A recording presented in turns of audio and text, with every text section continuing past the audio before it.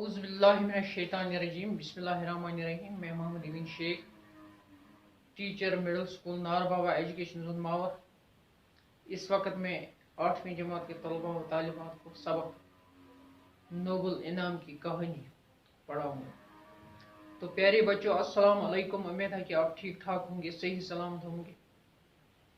आज हम जो सबक पढ़ने जा रहे हैं वो आपकी उर्दू किताब बहरिस्तानी उर्दू से लिया गया है और सबक का मौजू है नोबल इनाम की कहानी। आज हम इसका अगला हिस्सा पढ़ेंगे, तो शुरू करते हैं।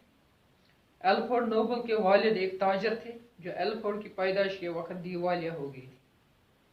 यानी एल्फ्रेड नोबल जो थे, जिसके नाम पर ये इनाम नोबल प्राइज रखा गया है, उनके वालिद जो थे, उनके वालिद साहब जो थे, बाप थे, वो एक ताजर थे। यानी वो एक तिजारत पेशा शख्स थे, वो एक तिजारत करते थे। मगर जब एल्फ्रेड नोबल की पैदाइश हुई, जब वो विलादत इनकी हुई, जब वो पैदा हो गए, जब उन्होंने जन्म लिया, तो उनके बाप दिवालिया हो गए। यानी उन्होंने दिवालिया निकाला। यूं तो वो बहुत पढ़े लिखे और ज़हीन थे, मगर तिजारत का कोई तजुर्बा न होने की वजह से ही सही पूंजी से भी हाथ धो गए थे। अगरचे उन्होंने काफ़ी पढ़ाई की थी, काफ़ी लिखे पढ़े वो थे, और काबिल भी थे, ज़हीन भी थे, जीनियस भी थे, लेकिन इनके पास तिजारत का कोई तजुर्बा न था।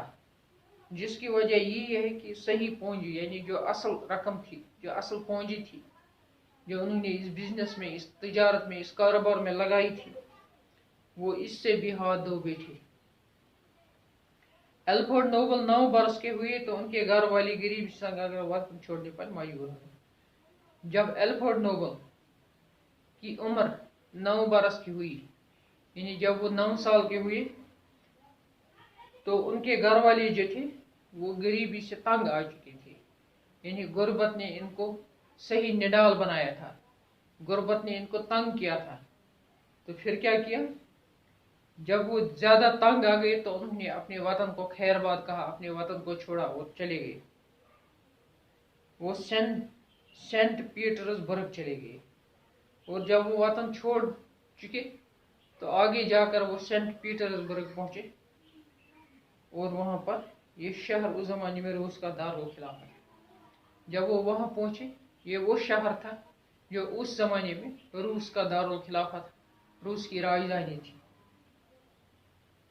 कुछ अरसे तक तो एल्फ्रेड की तालीम घर पर ही होती रही। कुछ अरसा, क्योंकि इनकी माली हालत खराब थी, इसलिए कुछ अरसा इनको घर पर ही तालीम दिलवाई गई, क्योंकि इनके वालिद के पास पैसे नहीं थे ताकि वो इसे स्कूल भेजता। इसलिए उन्होंने घर पर ही उसको तालीम दिलाई। जब घर के माली हालात अच्छे हो गए तो वो बाकायदा तालीम हासिल करने बाहर गए। लेकिन जो ही इनकी हालत ठीक हो गई, माली हालत बेहतर हो गई, माली हालत अच्छी हो गई, तो अपने वालिद ने इनको क्या किया, उनको बाहर पढ़ने के लिए भेज दिया।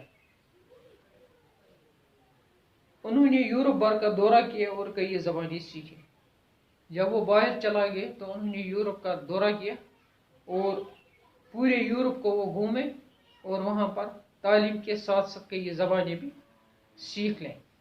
तो बच्चों, ये था आज का सबक। कल हम दूसरा सबक लेकर फिर हाजिर होंगे। तब तक के लिए खुदा हाफिज़। अस्सलाम वालेकुम वरहमतुल्लाहि वबरकातुहू।